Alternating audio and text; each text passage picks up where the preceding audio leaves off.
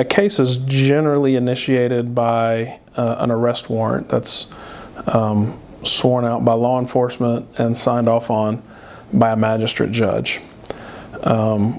Once you're arrested, they serve that warrant on you, and then you can start to pursue pretrial release or bond. If you are arrested on a warrant, sometimes, you can be, like if you're caught in the act, an officer may arrest you without a warrant. But if you're arrested with a warrant, you're entitled to what's called a first appearance within 48 hours, within 72 hours.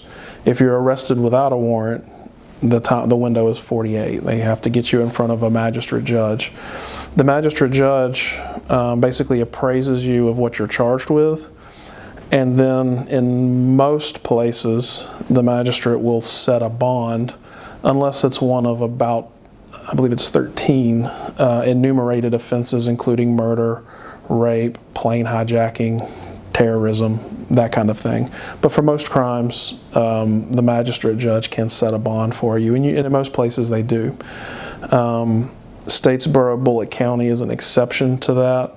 Our magistrate judge does not set any felony bonds. So you have to actually go in front of a superior court judge if you're going to get a bond in a felony case. And you obviously want a lawyer to do that for you. So basically you file a motion for bond, your attorney does. You go to court. There are 4 factors for the court to consider. One is likelihood to flee. So do you have ties to the community? Have you attempted to evade arrest? Have you made any statements about your intention to flee? Another is danger to the community. Does the court believe that if you are not locked up, you're liable to harm someone else?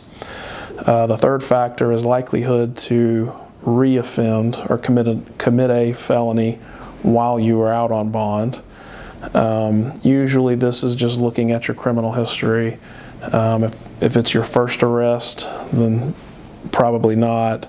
If you've got a long history of arrests, the court's going to be more likely to think that you would commit another crime if you were out.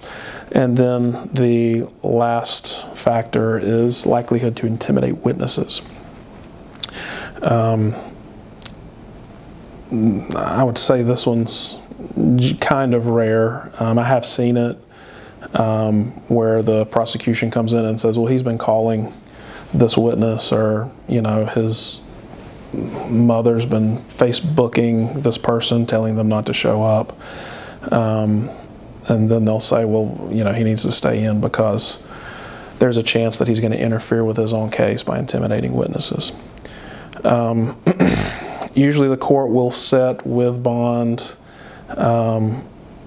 certain provisions, don't do drugs or consume alcohol, don't carry any weapons, no contact with witnesses, things like that. Sometimes they'll set a curfew or restrict your travel. Oftentimes they'll set 2 different amounts. They'll set a cash amount and then a property amount. The cash amount being how much cash money that you would need to put up to get out, or property being or a loved one can sign a property bond putting their property up as a surety that you will show up for court.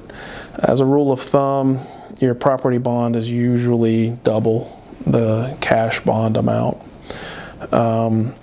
Other things we try to use if we think some of those factors play against us is potentially sending the person agreeing to go to drug rehabilitation, and then also wearing a GPS monitor on their ankle.